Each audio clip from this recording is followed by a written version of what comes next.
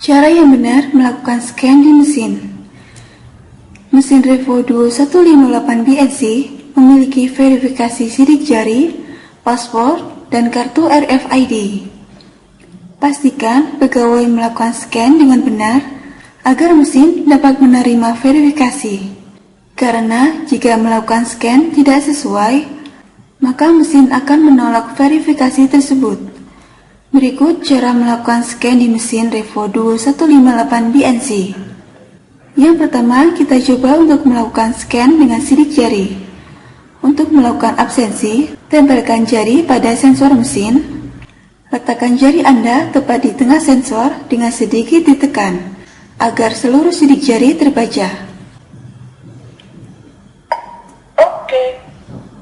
Apabila sidik jari tidak terdaftar pada mesin, maka mesin akan menolak verifikasi tersebut. Coba lagi. Yang kedua, kita coba melakukan scan menggunakan password. Masukkan ID karyawan,